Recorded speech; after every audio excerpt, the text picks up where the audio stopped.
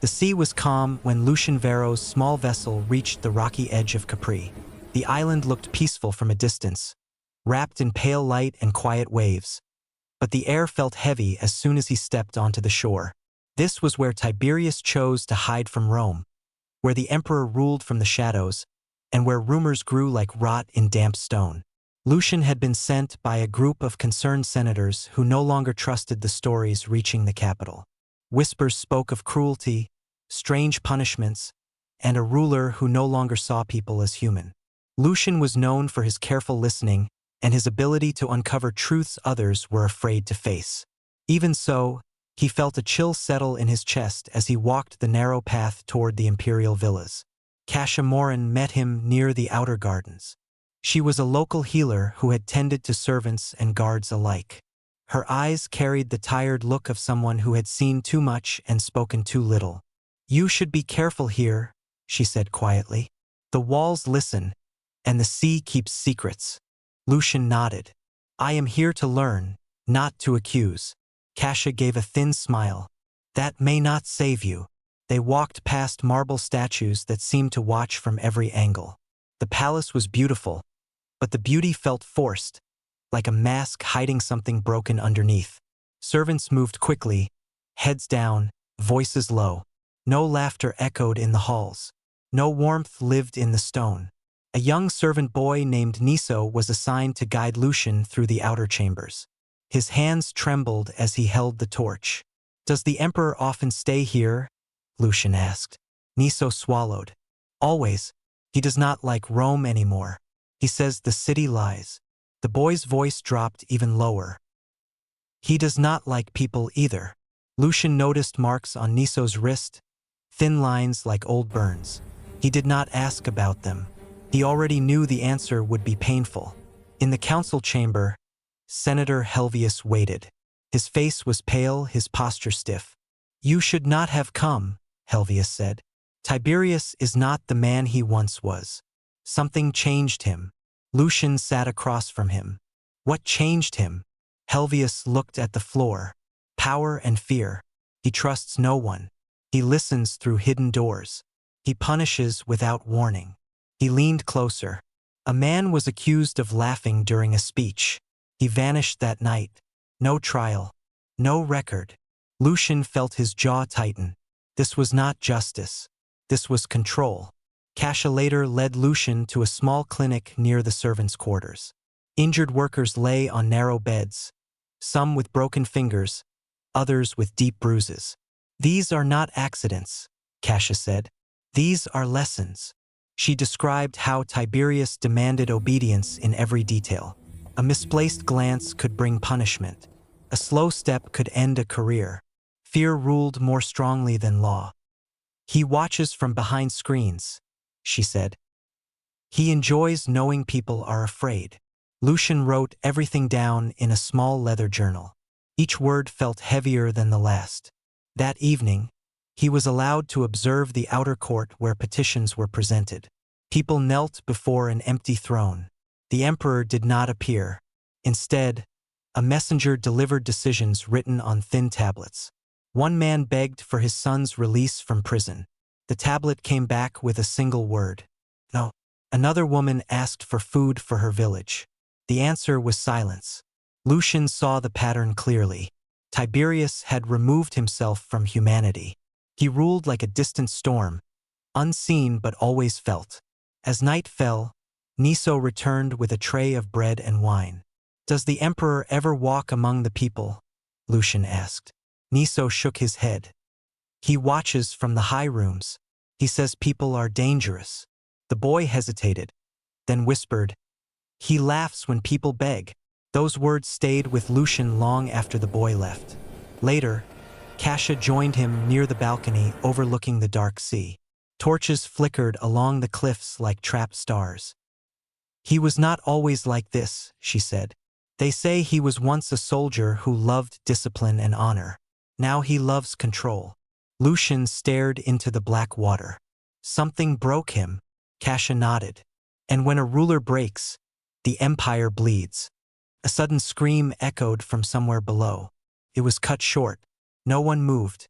No guards ran. No questions were asked. Lucian felt a cold certainty settle over him. This island was not a retreat. It was a cage, and everyone inside was trapped with a man who had learned to enjoy fear. He closed his journal slowly. The story of Tiberius was darker than rumor, and he had only just begun to see the surface. Morning arrived without warmth on Capri. Gray light crept through the narrow windows like a cautious visitor, afraid to enter fully. Lucian Vero had barely slept. The screams from the night before still echoed in his mind, sharp and sudden, then gone. The palace was already awake. Guards stood in rigid lines, eyes forward, faces blank. Servants moved like shadows along the walls. No one spoke unless spoken to. Silence had become a habit here. Lucian met Marcellus Quent near the eastern corridor. Marcellus was a former court scribe who now handled records and private messages. His fingers were stained with ink, and his eyes held the restless look of a man who knew too much. "You are walking close to danger," Marcellus said softly as they walked. "Tiberius does not like curiosity." Lucian kept his voice low.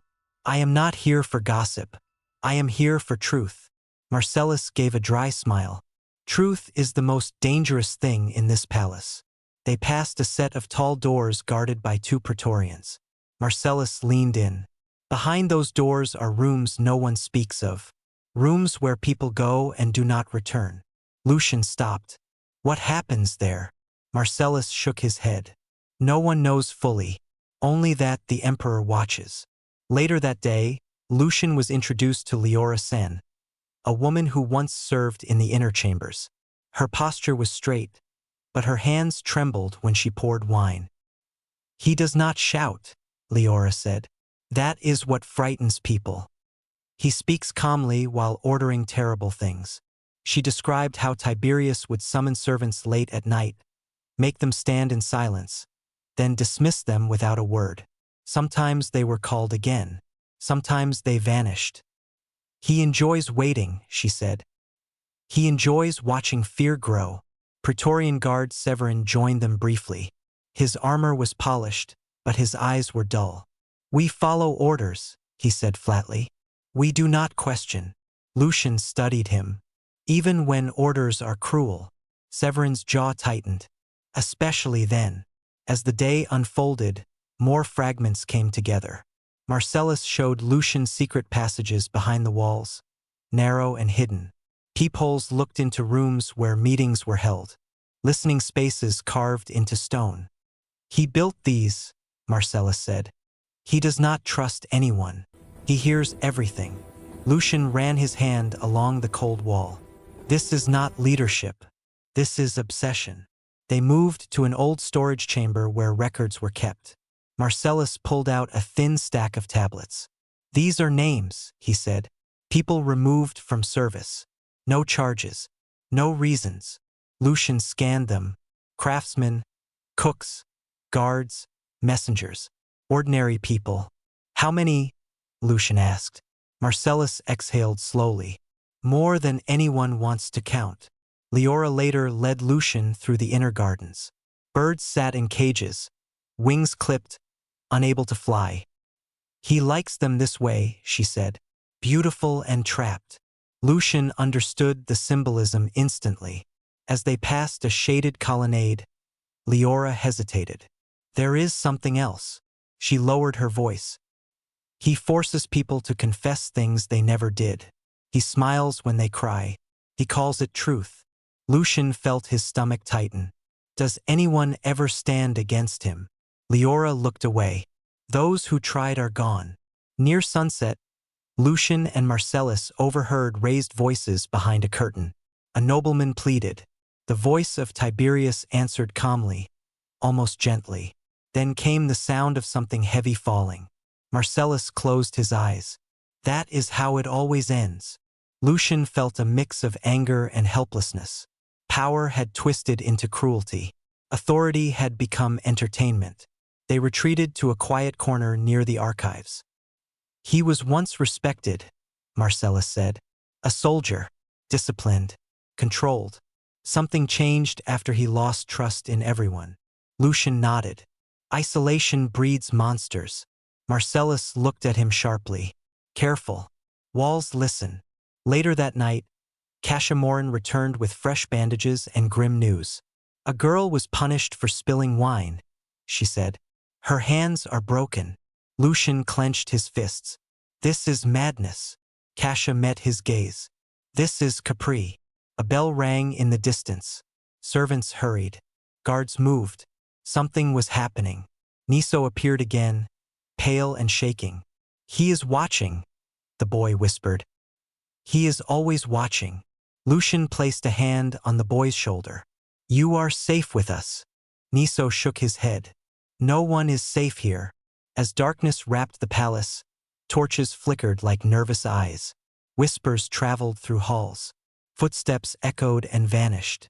Lucian stood alone on the terrace, staring at the high windows of the emperor's private quarters. Somewhere behind that stone, Tiberius watched his world like a caged predator. The pattern was clear now. Fear was not a side effect. It was the goal. Lucian opened his journal and wrote one line. The palace is not built of marble. It is built of terror. And deep inside, he knew the worst was still hidden. Night on Capri carried a different weight now. Lucian Vero felt it in the air, in the stillness, in the way even the waves seemed afraid of the shore. The palace lights burned late, casting long shadows across stone corridors like reaching hands. Cashamorin walked beside him, her face tense. Something is coming, she said. I feel it. Lucian nodded. So do I. They met historian Felix Draven near the outer library. Felix was an older man with tired eyes and ink-stained robes. He had spent years recording the rise and fall of powerful men, and his voice carried quiet sorrow. Tiberius has changed the records, Felix said. He erases names. He reshapes events. He wants the future to forget. Lucian frowned. Forget what? Felix looked at the ground. His cruelty. They moved into the archives where rows of scrolls stood like silent witnesses. Felix pulled out a sealed document and opened it carefully. This was written by a former advisor, he said. He described an order given by the emperor, an order that broke the city. Lucian read the lines slowly. The words spoke of mass arrests after a rumor of disloyalty. Notorious. No merci. Families torn apart. Casha covered her mouth. How many? Felix exhaled. Enough to fill the river. Lucian closed his eyes. This was not discipline. This was punishment without cause. Isel, a widow from the lower quarters, waited nearby. Her face was lined with grief. He took my husband, she said. For nothing. He was a baker. He spoke no politics. Her voice did not rise. It had passed anger long ago. Lucian knelt before her. I am sorry. Isel nodded slowly. Sorry does not bring him back. She told them how guards came at night, how her children watched their father dragged away, how no one ever explained. He rules with fear, she said, and fear eats everything. A bell rang sharply through the halls. Servants froze. Guards straightened. The sound carried command. Felix whispered, That means he is issuing judgment. They moved closer to the inner court. Hidden behind a column, Lucian saw Tiberius seated behind a screen, his silhouette still, his voice calm. A man stood before him, shaking. The charge was simple. Disloyalty. No proof. No defense. The decision was immediate. Remove him. The man fell to his knees. The guards moved. Casha turned away. Isel closed her eyes. Felix clenched his jaw. Lucian felt something crack inside him. This was the moment. This was the core of it. Later, Marcellus Quint returned, pale and breathless. He ordered the children of the accused taken as well, he whispered. He said loyalty must be learned. Casha gasped. Felix sank into a chair. Isel began to tremble. Lucian stood very still. This is the line, he said quietly. This is where history will remember him. Marcellus looked at him. If history is allowed to. Lucian opened his journal and wrote every word. Every name.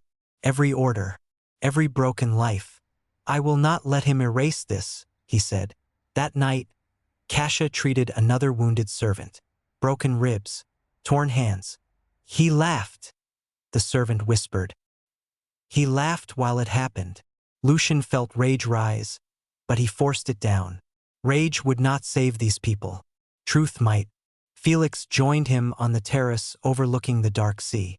Power without conscience always ends the same, Felix said. Alone, Lucian watched the emperor's tower, lights burning behind thick walls. He built a kingdom of fear. Now he lives inside it. Isel approached quietly. Will anyone ever know? She asked. Lucian met her eyes. They will. As dawn approached, the palace felt emptier. Not quieter, but hollow, like something rotten had been exposed. Marcellus returned with a final report. He has ordered another purge. More names.